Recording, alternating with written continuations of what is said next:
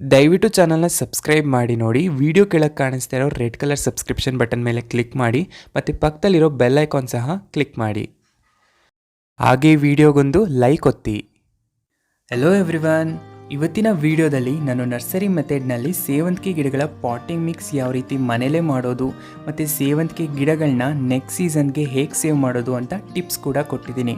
ಮತ್ತೆ ಯಾಕೆ ತಡ, ಬನ್ನಿ ವಿಡಿಯೋನ ಶುರು ಮಾಡೋಣ. Welcome to garden bro Kannada YouTube channel.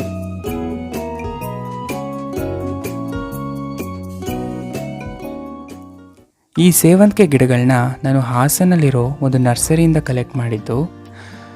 ಈ ಪಾಟಲ್ಲಿ 4 ಗಿಡಗಳನ್ನ ಹಾಕಿದ್ರು. ಸೊ ರೇಟ್ ಕೂಡ ತುಂಬಾ ರೀಸನಬಲ್ ಇತ್ತು. 60 ರೂಪಾಯಿ ಚಾರ್ಜ್ ಮಾಡಿದ್ರು. ಹಾಗೆ ಈ ವಿಡಿಯೋದಲ್ಲಿ ಇದೇ ಗಿಡಗಳನ್ನ ನಾನು ನಿಮಗೆ ರಿಪೋರ್ಟ್ ಮಾಡಿ ತೋರಿಸ್ತೀನಿ. ನಾನು 12 ಇಂಚಿನ ಪಾಟ್ನ ತೊಗೊಂಡಿದ್ದೀನಿ. ನೀವು ಪ್ಲಾಸ್ಟಿಕ್ ಯಾವುದಾದ್ರೂ ತೊಗೊಬೋದು. ನಾನಿಲ್ಲಿ ಮಣ್ಣಿಂದ ಯೂಸ್ ಮಾಡ್ತಾ ಇದ್ದೀನಿ. ಈಗ ಬನ್ನಿ ಪಾಟಿಂಗ್ ಸಾಯಿಲ್ ಮಿಕ್ಸ್ನ ನೋಡೋಣ. 2 ಕಪ್ಪಷ್ಟು ಗಾರ್ಡನ್ ಸಾಯಿಲ್, 1 ಕಪ್ ಮರಳು, 1 ಕಪ್ಪಷ್ಟು ಕಾಂಪೋಸ್ಟ್ ತೊಗೊಂಡಿದ್ದೀನಿ. ನೀವು ಯಾವ್ದು ಅವೈಲೇಬಲ್ ಇರುತ್ತೋ ತೊಗೊಳ್ಳಿ. ನಾನಿಲ್ಲಿ ವರ್ಮಿ ಕಾಂಪೋಸ್ಟ್ ಯೂಸ್ ಮಾಡ್ತಾ ಇದ್ದೀನಿ. ಮತ್ತು 1 ಕಪ್ ಕೋಕೋಪೀಟ್. ಇದೆಲ್ಲ ಅಂದರೆ ಬೇಸ್ ಪಾಟಿಂಗ್ ಮಿಕ್ಸಿಗೆ ಬೇಕಾಗಿರೋದು. ಇದನ್ನು ಸ್ಕ್ರೀನ್ಶಾಟ್ ತೊಗೊಂಡು ನೀವು ಇಟ್ಕೋಬಹುದು. ಈ ಕೆಮಿಕಲ್ ಫರ್ಟಿಲೈಸರ್ಸ್ನ ನಾವು ಪಾಟಿಂಗ್ ಮಿಕ್ಸಿಗೆ ಆ್ಯಡ್ ಮಾಡೋದ್ರಿಂದ ಗಿಡದಲ್ಲಿ ಒಳ್ಳೆ ಗ್ರೋತ್ ಮತ್ತು ಫ್ಲವರಿಂಗ್ ಕೂಡ ತುಂಬ ಚೆನ್ನಾಗಾಗುತ್ತೆ. ಈ ಕೆಮಿಕಲ್ ಫರ್ಟಿಲೈಸರ್ಸ್ ಮತ್ತು ಕೆಲವು ಎಕ್ಸೆಲ್ ಪೌಡರ್ ಎಲ್ಲ ಇದೆ. ಇದನ್ನು ನೀವು ಮನೆಯಲ್ಲೇ ಈಸಿಯಾಗಿ ತಯಾರಿಸ್ಬೋದು. ಹಾಗೆ ಯಾವುದಾದ್ರೂ ನರ್ಸರಿಗೆ ಹೋದರೆ ನಿಮಗೆ ಎಲ್ಲ ಫರ್ಟಿಲೈಸರ್ಸು ಕೂಡ ತುಂಬ ಈಸಿಯಾಗಿ ಅವೈಲೇಬಲ್ ಇರುತ್ತೆ. ನರ್ಸರಿನಲ್ಲೂ ಸಹ ಇದೇ ಫರ್ಟಿಲೈಸರ್ಸ್ನ ಪಾಟಿಂಗ್ ಮಿಕ್ಸಿಗೆ ಹಾಕಿರೋದ್ರಿಂದನೇ ಗಿಡದಲ್ಲಿ ತುಂಬ ಚೆನ್ನಾಗಿ ಹೂ ಬಂದಿರುತ್ತೆ. ಬನ್ನಿ ಏನೇನು ಅಂತ ಇವಾಗ ನೋಡೋಣ. ಫಸ್ಟ್ ಇಲ್ಲಿ ನಾನು ನೀಮ್ ಕೇಕ್ ಪೌಡರ್ ಮತ್ತು ಎಪ್ಸಮ್ ಸಾಲ್ಟ್, ಪೊಟ್ಯಾಶ್ ಪೌಡರ್, ಇದು ಬೋನ್ ಮಿಲ್ ಮತ್ತು ಎಕ್ಸೆಲ್ ಪೌಡರ್, ಇದು ಎಲ್ಲದನ್ನು ಒಂದು ಸ್ಪೂನ್ ತೊಗೊಂಡಿದ್ದೀನಿ. ಅಂದರೆ 12 ಇಂಚ್ ಪಾಟಿಗೆ 1 ಸ್ಪೂನ್ ಕ್ವಾಂಟಿಟಿನಲ್ಲಿ ಇದನ್ನು ಮಿಕ್ಸ್ ಮಾಡಬೇಕು. ಇದರಲ್ಲಿ ನಾವು ಎಪ್ಸಮ್ ಸಾಲ್ಟ್, ಪೊಟ್ಯಾಶ್ ಮತ್ತು ಬೋನ್ ಮಿಲ್ ಇರೋದ್ರಿಂದ ಫ್ಲವರಿಂಗಿಗೆ ತುಂಬಾ ಹೆಲ್ಪ್ ಮಾಡುತ್ತೆ. ನೀಮ್ ಕೇಕ್ ರೂಟ್ ರಾಟ್ ಆಗೋದನ್ನು ಸ್ಟಾಪ್ ಮಾಡುತ್ತೆ. ಹಾಗೆ ಎಕ್ಸೆಲ್ ಪೌಡರ್ ಕೂಡ ಗಿಡದ ಗ್ರೋತಿಗೆ ತುಂಬಾ ಹೆಲ್ಪ್ ಮಾಡುತ್ತೆ. ಪಾಟಲ್ಲಿರೋ ಡ್ರೈನೇಜ್ ಹೋಲ್ನ ಕವರ್ ಮಾಡಿ ಇದಕ್ಕೆ ನಾವು ಮಾಡಿರೋ ಪಾಟಿಂಗ್ ಮಿಕ್ಸ್ನ ಫಿಲ್ ಮಾಡ್ತಾ ಇದ್ದೀನಿ.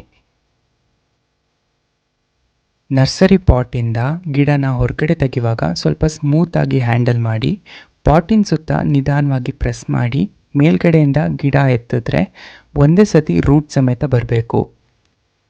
ರೂಟ್ ಚೆನ್ನಾಗಿ ಫಾರ್ಮ್ ಆಗಿದೆ. ಪಾಟ್ ಒಳಗಡೆ ಇಡುವಾಗ ಸ್ವಲ್ಪ ಅದನ್ನು ಪ್ರೆಸ್ ಮಾಡಿ ಇಡಿ. ನೆಕ್ಸ್ಟ್ ಸುತ್ತ ಮಣ್ಣಾಕಿ ಮೇಲ್ಗಡೆ 3 ಇಂಚ್ ಗ್ಯಾಪ್ ಕೊಡಿ.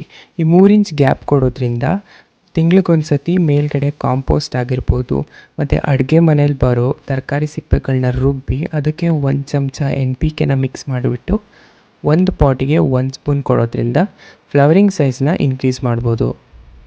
ಸೇಮ್ ಮೆಥಡ್ನೇ ನಾನು ಇನ್ನೊಂದು ಗಿಡಕ್ಕೂ ಕೂಡ ಫಾಲೋ ಮಾಡ್ತಾ ಇದ್ದೀನಿ.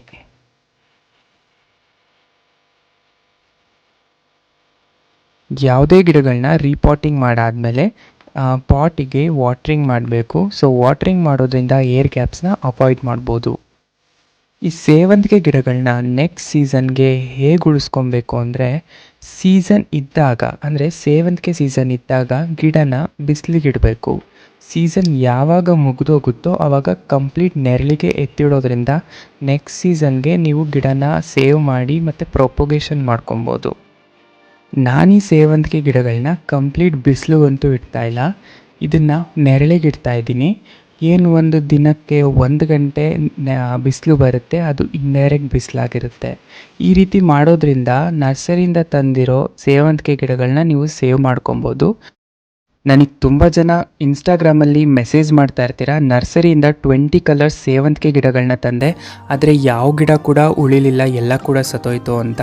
ನರ್ಸರಿಯಿಂದ ತಂದು ರೀಪಾಟಿಂಗ್ ಆದ 10 ದಿನ ಅಥವಾ 1 ವಾರಕ್ಕೇ ಮೇಲ್ಗಡೆ ಇರೋ ಕಂಪ್ಲೀಟ್ ಹೂವನ್ನ ಎಲ್ಲದನ್ನು ಕಿತ್ತಾಕ್ಬಿಡಿ.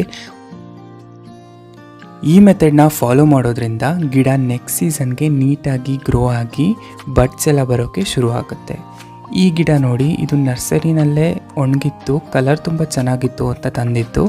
ಮೇಲ್ಗಡೆ ಇದ್ದಿದ್ದು ಹೂಗಳನ್ನೆಲ್ಲ ಕಟ್ ಮಾಡಿ ಇಟ್ಟಿದ್ರಿಂದ ಹೊಸ ಗ್ರೋತ್ ಆಗಿದೆ. ಆ್ಯಂಡ್ ಇದನ್ನು ಕಂಪ್ಲೀಟ್ ನಾನು ನೆರಳಲ್ಲೇ ಇಟ್ಟಿದ್ದೀನಿ.